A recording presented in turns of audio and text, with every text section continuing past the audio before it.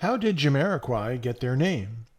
Formed in 1992, they are fronted by vocalist J.K. and were prominent in the London-based funk and acid jazz movement in the 90s. They built on their acid jazz sound in the early releases and later drew from rock, disco, electronic, and Latin music genres. Lyrically, the group has addressed social and environmental justice. Kay has remained as the only original member through several lineup changes.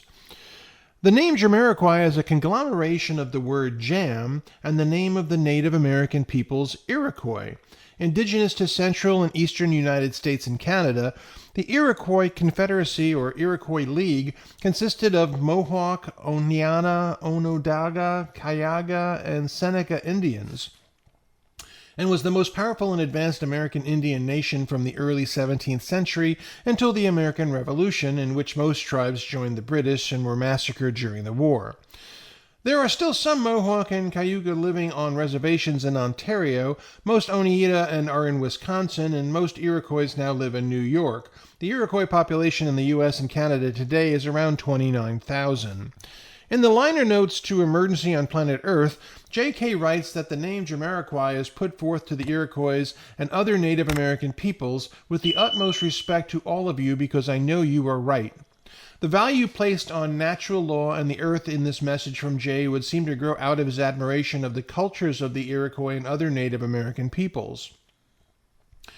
On the track Manifest Destiny from the band's second album, The Return of the Space Cowboy, Jay reflects upon more than 4 centuries of violent, rapey-ish subjection of Native American peoples, expressing a profound sadness and attempting to come to terms with the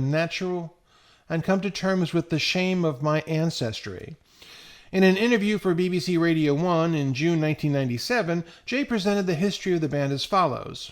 Well, I started with a keyboard player, then I did a tune called When You're Gonna Learn and got that on demo, took it along to Kiss FM and got the demo played, and then went along to Acid Jazz. Acid Jazz gave me a deal that after that I was given the publishing deal on the strength of the one tune that Acid Jazz had, and after that Sony reared its ugly head and offered me an 8-album deal. Although this isn't a complete history of all the band members, there is some information on what they used to get up to. Well, that's all for this one. Be well and do good things.